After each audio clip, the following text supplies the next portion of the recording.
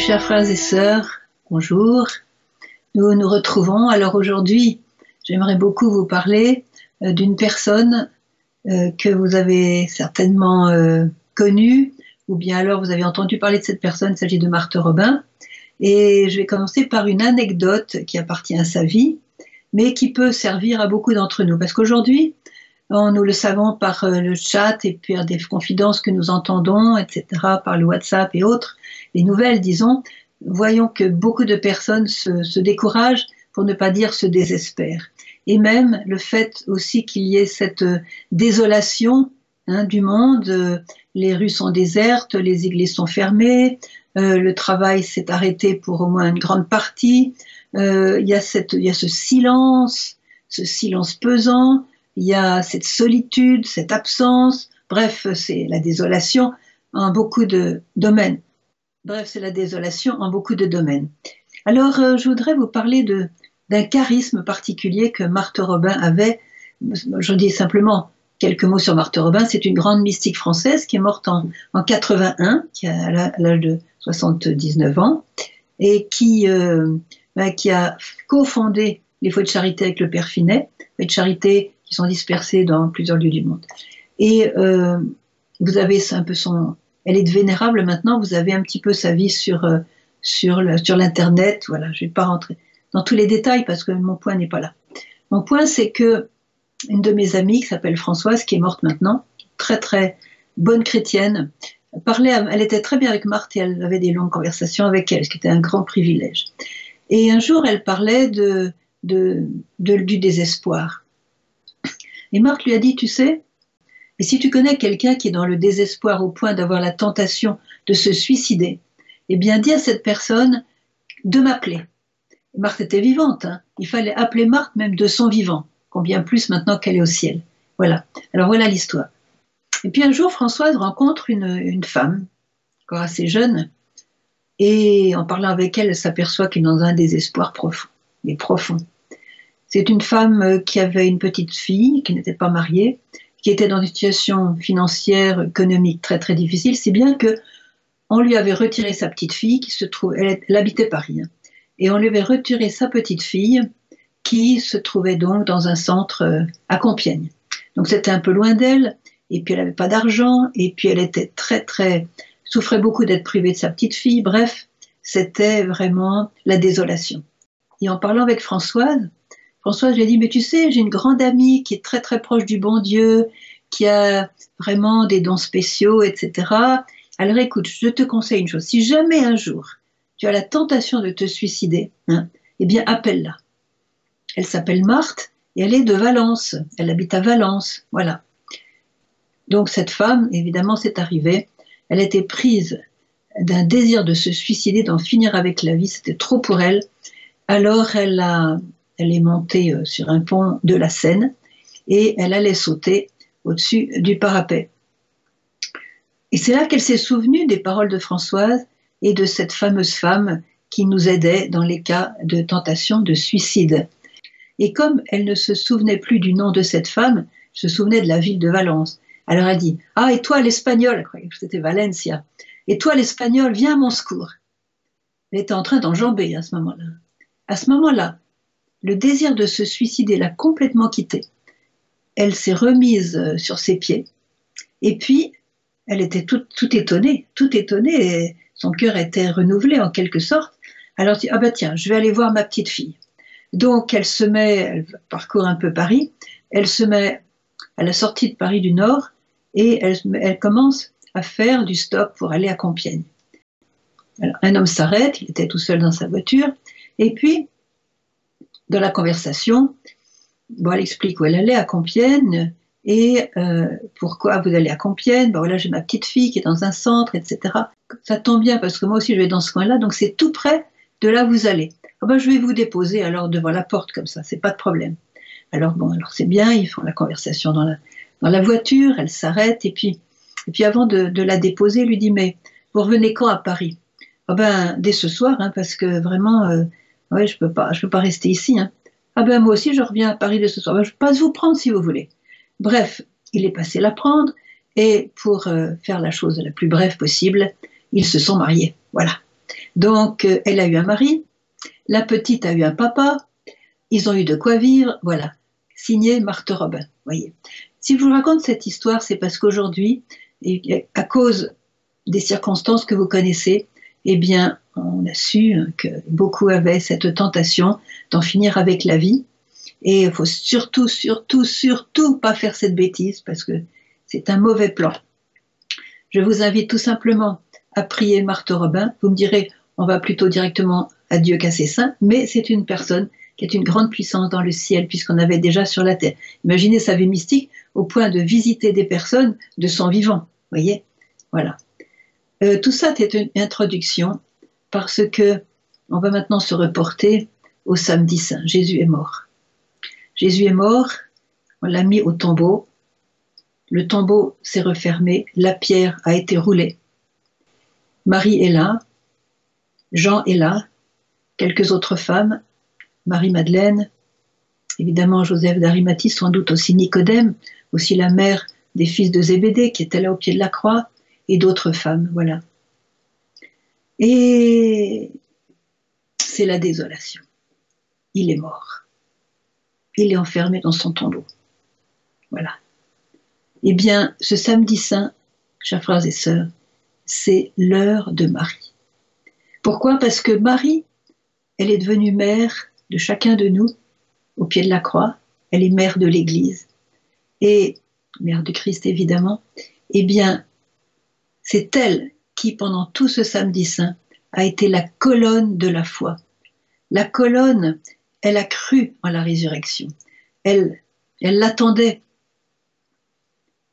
Elle l'espérait.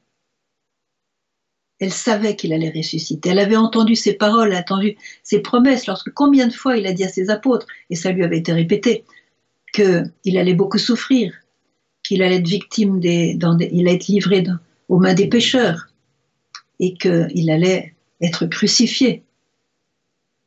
Les apôtres l'avaient oublié, mais elle ne l'avait pas oublié. Elle savait qu'il allait ressusciter.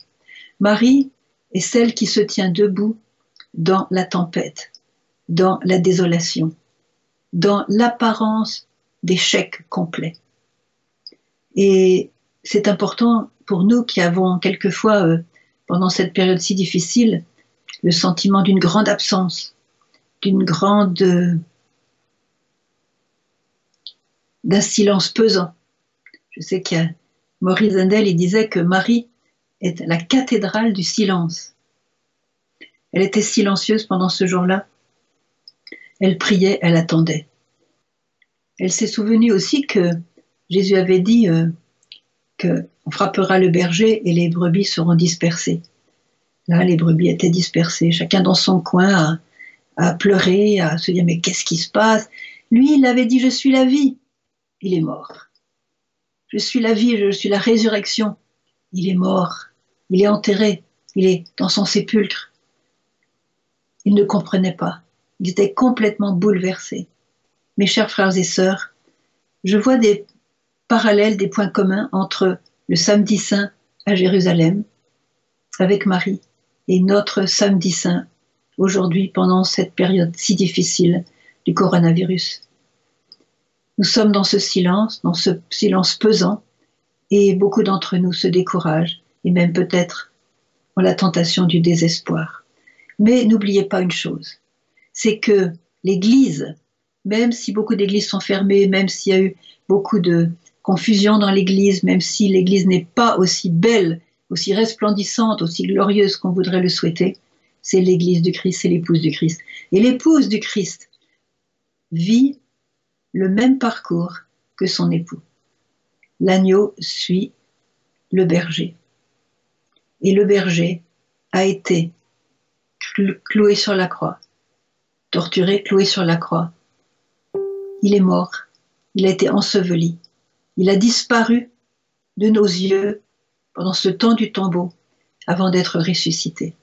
Si l'Église, comme dit Marie, l'Église c'est mon fils.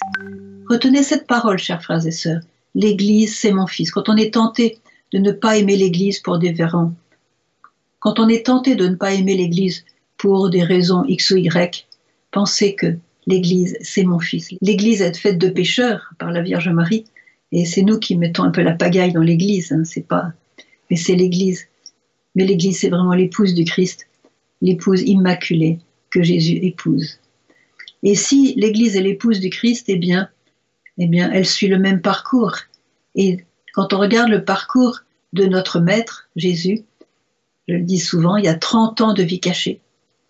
Il y a 3 ans de grande évangélisation avec signes, prodiges, cet homme qui marchait sur les eaux, qui multipliait les pains et les poissons, qui ressuscitait les morts, qui guérissait les malades, qui arrêtait la tempête, cet homme puissant en parole et en action, en merveille, en signe, cet homme est mort. On est rentré dans le samedi saint. Voilà, Jésus est mort, il est mis au tombeau. On a roulé la pierre, Jésus est enfermé, on ne le voit plus, on ne l'entend plus. Cette voix qui fascinait les foules s'est tue, c'est le silence du samedi saint. C'est la désolation du samedi saint. Avec l'impression, pour ceux qui étaient les amis de Jésus, les disciples, cette impression terrible d'un échec complet. Celui qui disait « je suis la vie », il est mort. Celui qui ressuscitait les morts, il est mort.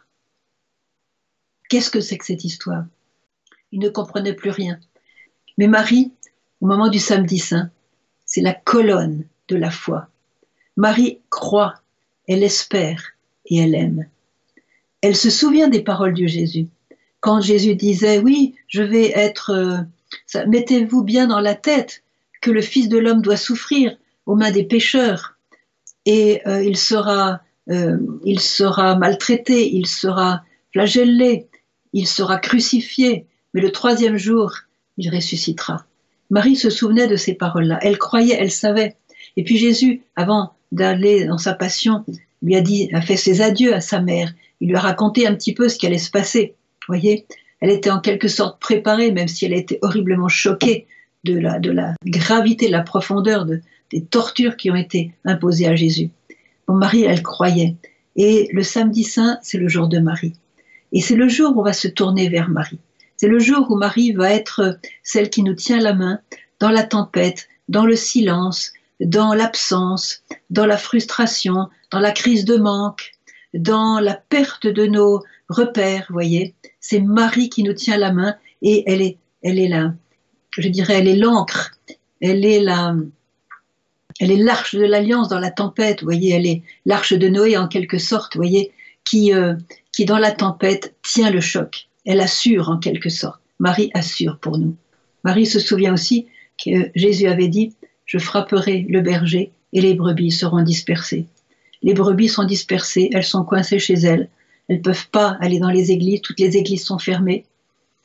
Jamais au cours des 2000 ans d'histoire de l'Église, jamais cela ne s'était produit. Même dans la primitive Église, quand ils ont été persécutés, il y avait toujours la possibilité pour quelques fidèles d'assister à la messe, d'assister à la célébration, à la liturgie eucharistique. Jamais ça ne s'est arrêté.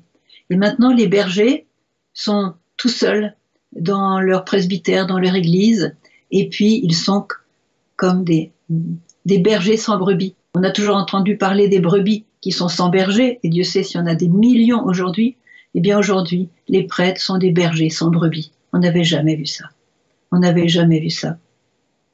C'est un signe pour nous. Le Seigneur veut nous préparer. Il veut nous préparer avec Marie.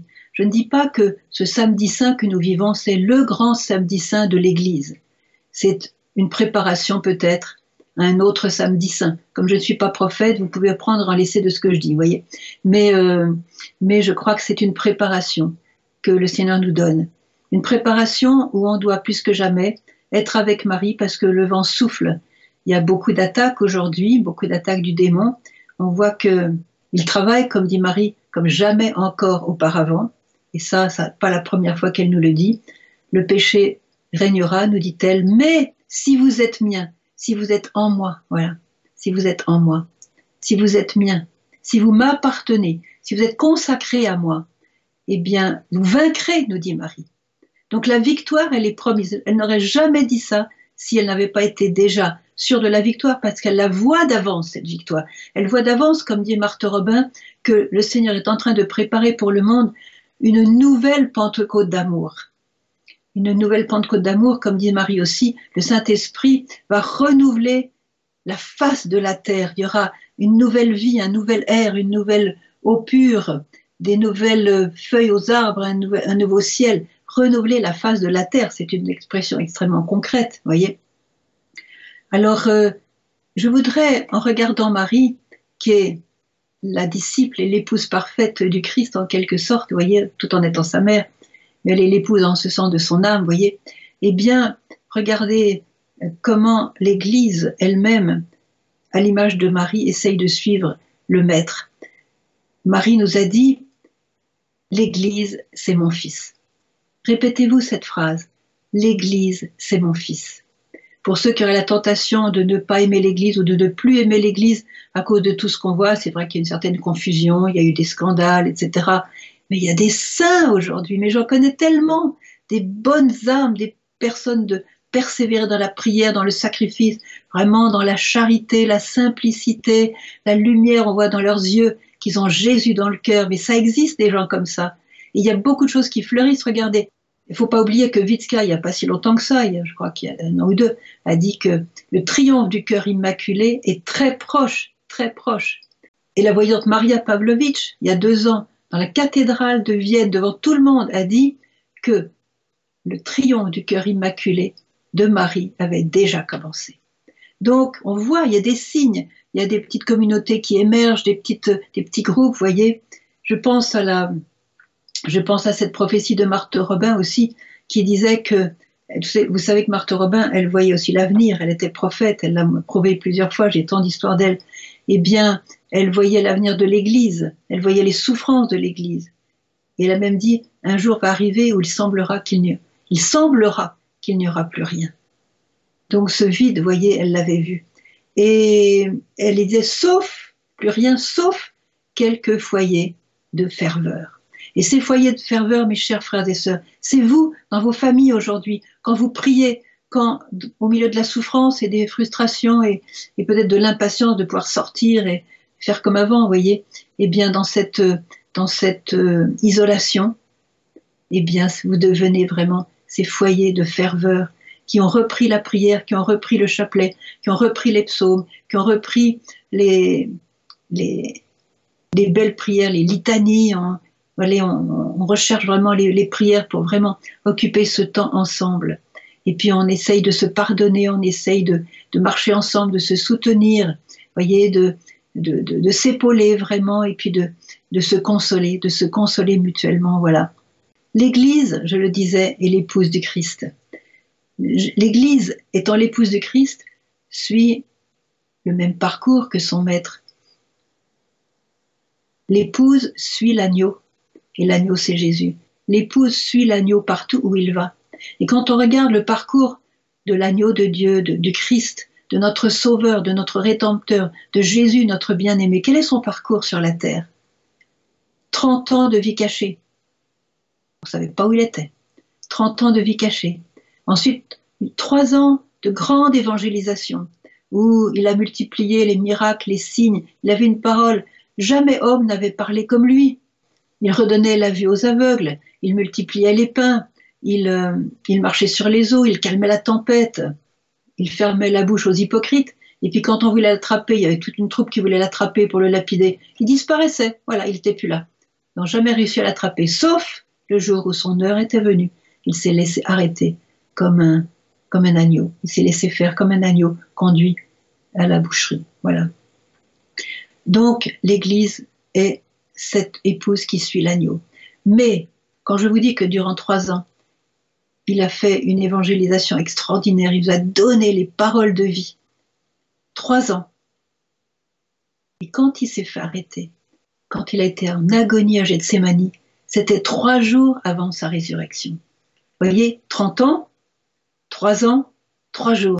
Autrement dit, chers frères et sœurs, prenez courage. Nous avons aujourd'hui à vivre le moment le plus difficile de toute l'histoire de l'Église. Je vous le dis parce que Marie l'a dit.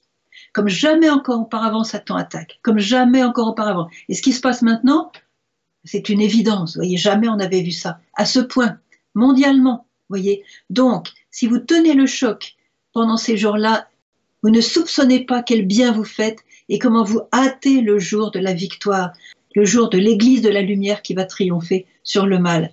Parce que Jésus a triomphé de la mort et l'Église triomphera de la mort. L'Église est la seule institution de toute l'histoire de l'humanité qui a tenu pendant les 2000 ans. Pourquoi? Parce qu'elle avait eu les promesses de la vie éternelle de la part de Jésus lui-même, son fondateur. Les portes de l'Hadès ne prévaudront pas contre elle. C'est Pierre qui a reçu cette parole et le Seigneur la tient. Alors il y a beaucoup de signes qu'il y a des écroulements, il y a des trahisons. Malheureusement, il y a des prêtres qui quittent le sacerdoce, on voit des choses qu'on n'avait jamais vues avant, etc. C'est un petit peu de notre faute parce qu'on ne prie pas assez pour les prêtres. Ça, c'est une petite parenthèse aussi. Une grosse parenthèse, en fait.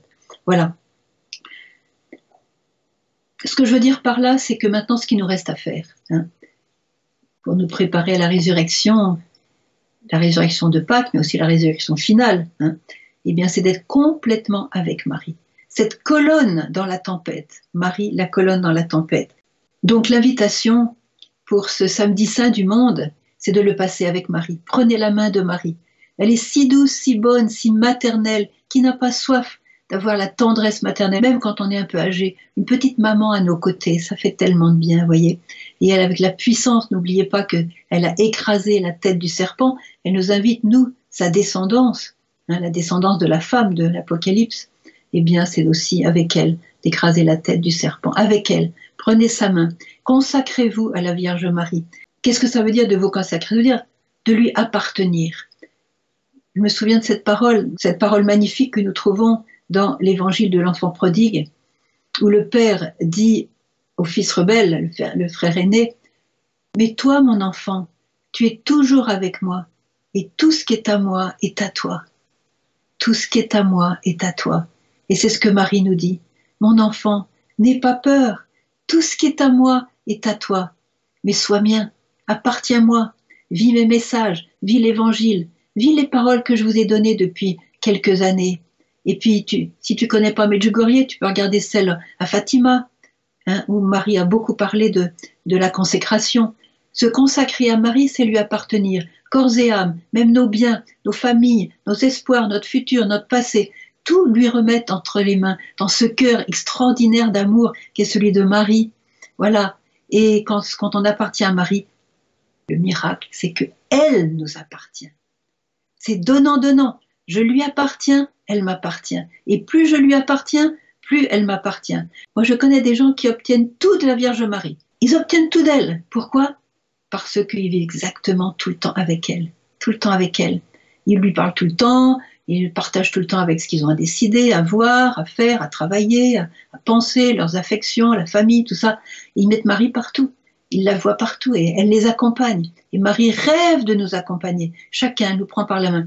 Alors, chers frères et sœurs, je m'adresse ici à ceux qui auraient la tentation de déprimer, d'être tristes, d'être abattus, de se laisser aller à l'abattement, à la négativité, peut-être même au découragement et pire, au désespoir.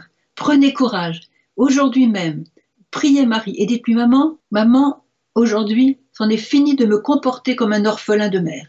Je ne suis pas orphelin de mère parce que tu es avec moi. Alors maintenant, à partir d'aujourd'hui, je vais prendre ta main et je vais te suivre. Parce que tu as dit que tu nous emmenais sur le chemin de la sainteté, tu nous emmenais vers le ciel. Je vais essayer de regarder toutes tes paroles pour vraiment les scruter, les étudier, les mettre en pratique, et on va être ensemble jusqu'au moment où tu viendras me chercher, au moment où ce sera le moment du passage, tu viendras me chercher. Si je t'appartiens, c'est toi qui viendras me chercher, ça c'est sûr. On va commencer à se familiariser l'un l'autre et tu viendras me chercher. Alors, je voudrais aussi que tu m'aides, Vierge Marie, à vaincre Satan et les tentations qu'il me donne, les peurs qu'il me donne, les doutes qu'il me donne, les mauvaises pensées qu'il me donne. Vous voyez, tu vois, Vierge Marie, je veux renoncer à tout ça. Justement, ceux qui appartiennent à Marie vivent sous le manteau maternel de Marie. Comme elle l'a dit elle-même, je désire vous rassembler, tous mes enfants, sous mon manteau maternel, afin que vous soyez protégés des attaques de Satan. Donc, chers frères et sœurs, mettez-vous sous son manteau contre son cœur de mère. et vous allez habiter là, vous allez rester dans ce manteau. Parce que ce manteau, elle l'a reçu à l'Annonciation, quand le Très-Haut l'a couverte de son ombre. Donc elle est couverte par Dieu lui-même. C'est pour ça que Satan n'a jamais pu pénétrer avec ses flèches empoisonnées à travers ce manteau. Peut pas. C'est Dieu lui-même qui couvre la Vierge. Il pourra beau essayer. Et nous, si nous sommes dedans et non pas dehors, nous sommes protégés. Elle l'a dit, elle l'a promis. C'est extraordinaire. Alors, prenez sa main, mettez-vous sous son manteau comme ça, comme un petit. Blottissez-vous contre son cœur immaculé. Ça, c'est un grand refuge. Et puis là, vous trouvez quoi? Le cœur de Jésus. Votre refuge, c'est le cœur de Marie et c'est le cœur de Jésus. Et c'est comme ça que nous allons vaincre. Nous n'allons pas vaincre en rouspétant. Nous n'allons pas vaincre en nous plaignant. Nous n'allons pas vaincre en nous désespérant. Nous n'allons pas vaincre en attaquant. Nous allons vaincre avec les armes de Jésus, la douceur et l'humilité. Et c'est Marie qui va nous communiquer cette douceur du Christ, cette humilité du Christ. Elle qui est notre sœur dans l'humanité, elle va nous le communiquer parce qu'elle nous aime et qu'elle veut nous nourrir de son lait. Elle veut nourrir de son amour maternel. Alors vivez ce temps avec Marie et non pas sans Marie. Et puis comme c'est votre maman, n'hésitez pas à lui dire, mais maman, n'oublie pas, le trésor de la mère appartient à l'enfant. C'est la petite Thérèse qui disait ça. Alors elle s'est emparée de tous les dons de la Sainte Vierge. Alors elle est morte à 24 ans, mais elle était enrichie de tous les dons de la Sainte Vierge. Elle était cool avec elle. Hein. Le trésor de la mère appartient à l'enfant. Alors faites la liste des trésors de Marie. Et si vous êtes vraiment son enfant, tout est à vous. Tout est à vous. Pourquoi se désespérer? Pourquoi être triste? On a tout. Et si vous êtes content d'être avec elle, si vous êtes content d'être avec Jésus, en elle, qu'est-ce qui va se passer? Vous allez hâter le jour de cette nouvelle Pentecôte d'amour. Et Marie compte sur vous. Jésus compte sur vous. Et je voudrais citer cette belle parole qui est pour tous ceux qui sont encore à souffrir des affres de du découragement, du désespoir peut-être.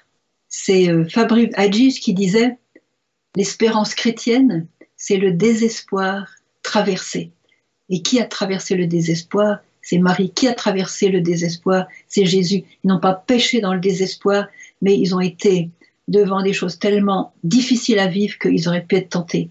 Eh bien, ils ont traversé ce désespoir, cette tentation du désespoir. C'est pour ça que Marie, son espérance est indestructible. Elle en a vu de toutes les couleurs. Elle a souffert infiniment plus que nous. Eh bien, elle a vaincu. Et vous allez vaincre avec elle.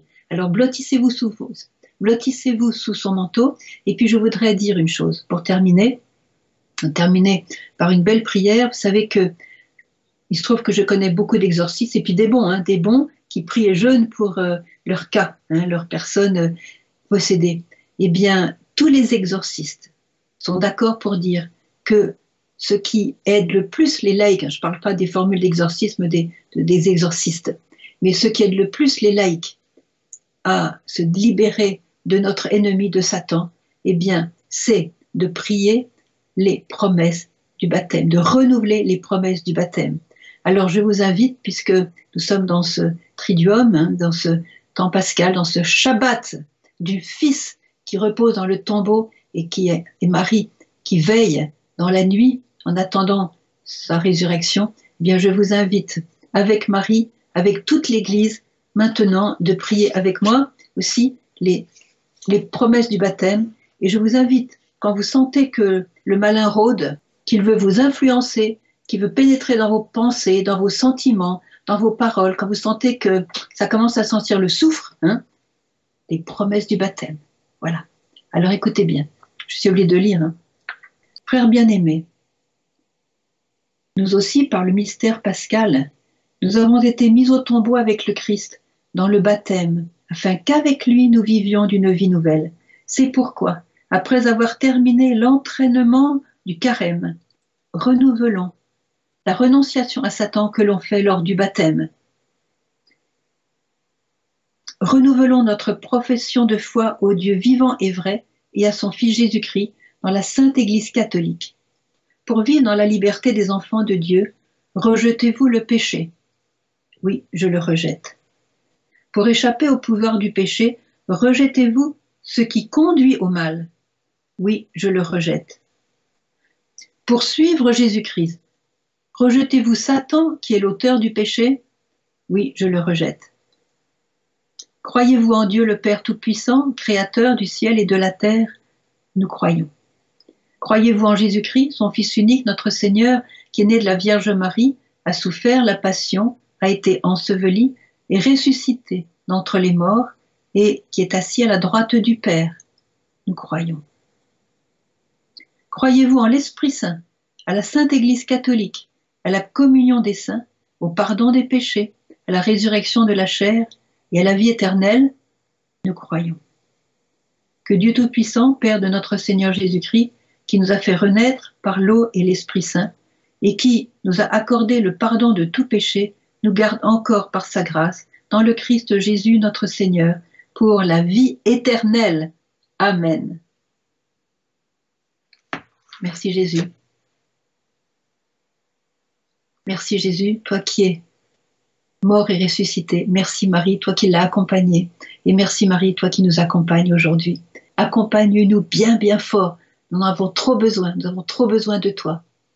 Merci, merci Marie d'être à nos côtés.